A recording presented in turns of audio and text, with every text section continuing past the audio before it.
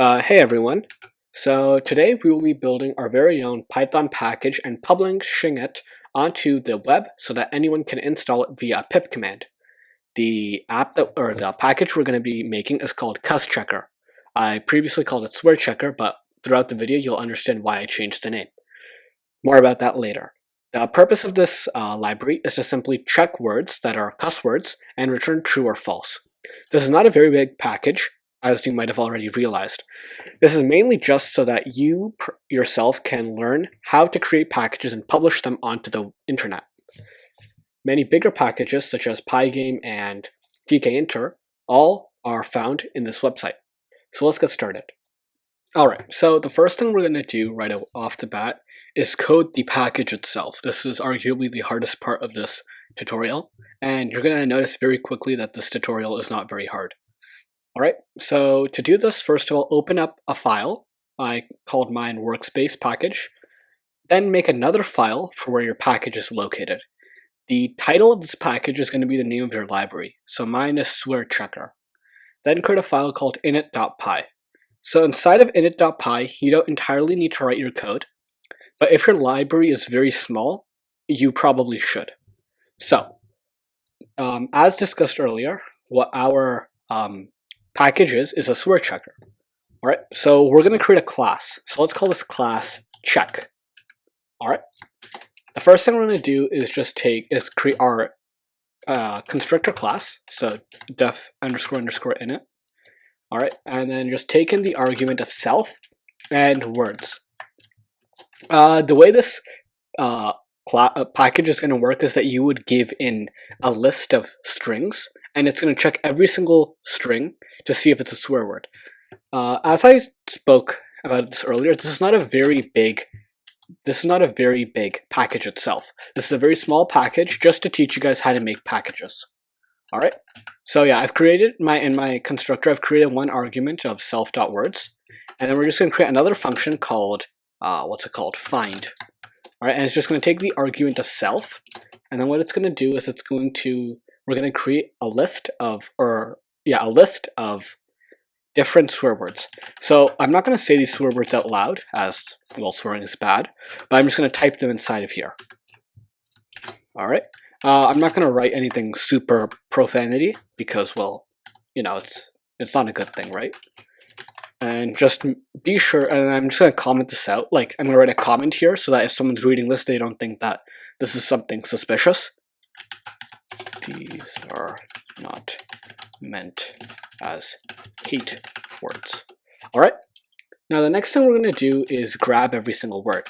So we can use a simple for word in self.words. The next thing we're going to do is just take the word and make it all lowercase, is equal to word.lower. Alright, now the next thing we're just going to check to see is if the word is in swear. And if it is, we're just going to return true. Alright, and if nothing, then we're just going to have to return false. Okay, and boom, we've now created a working package. So now you might be wondering, how do we check this out? So first of all, to do this, we're going to have to create another file in the first directory, and I'm going to call this app.py. Now we can import this package like how we would any other pip package. So we're going to go from, and we're going to type in the name of our folder, so it's SwearChecker, and we are going to import the class. So the class we want to import is check. We're going to import check. Alright, and then what we want to do is create an instance of check. So we're going to go, so first what we're going to do is we're going to create a list of words. So words is equal to hi there, and we're going to go, alright. The reason why we're using capitals is just to check to see if, you know, it detects the uppercase and lowercase. The next thing we're going to do is create an instance of check. So we're going to create a variable called status. Status is going to be equal to check. And then all I'm going to do is I'm going to print status, or wait, I have to insert the words. I'm going to print out status dot find. All right. And now if I were to just run this, we get true. So as you can see, we've now successfully created our very own package. The next thing we're going to be doing is creating configurations for this package and then hopefully publishing it to the cloud or to PyPi. All right, so now let's begin our setup. So for the setup, the first thing we're going to do is just create a license. To create a license, all you got to do is just type in license or license like that. License. There we go. License.txt. All right. Okay, so over here, you're going to pick some sort of license that you want to use. I personally like to use the MIT license. So I'm just going to copy this off from the MIT website. So, wait, no. One sec. All right, here we go. So you guys can just find this on like GitHub's website or just Google MIT open source license. And right at the top, you're going to want to write the following words. You're going to write copyright, with a capital C, of course. And then you're going to write the year, and you're going to write your legal name. This lets the people that are using your open source library know whose this is, and in case if there's any sort of legal trouble, you can use this as some proof. The next thing we're going to do is make a description. So to do this, we're just going to write readme.txt. So you just describe what your library does. This library is used to check for swear words. Perfect. The next thing we're going to do is just create a readme.md. So a readme.md is just for our GitHub page. So what I would suggest is just, copy and paste from the readme.txt and plug this right in. All right. Okay. Now the next thing we're going to want to do is create a changelog.txt. A changelog.txt allows people that are observing your, that are observing your library to see any sorts of changes that have occurred from one version to the next. So this is how you write a changelog. Personally, there's no real way to screw this up unless if you're that much of an idiot, but just make it look nice. All right, so you're going to put changelog, then the equal sign. Then the next thing you're going to write is your version. So this is 0.0.1. The next thing you just want to write is the date. So I'll just write it here. So what's the date today? So it's the 28th of June, 2021. All right, and the next thing I just want to do is just write some descriptions like first and last release. Okay, perfect. Now the next thing we're going to do is create a manifest.in file. Now you guys probably don't know what a manifest.in file is. What a manifest.in file is that it loads all files of a certain type. So we want to load all the Py files and the, the text files. So we're just going to go manifest.in. There we go, manifest.in. Don't show that again. All right, so all we're going to do is include anything global.include, and we're going to put a space for any file that ends with a .txt or any file that ends with a .py. Perfect. Now the next thing we're going to be doing is exploring the Python setup for the package to the PyPi. Also, just before we start the moving it to PyPi, be sure to remove that app.py file. I forgot to tell you guys that. That was just used to test out our library. Anyway, back to the video.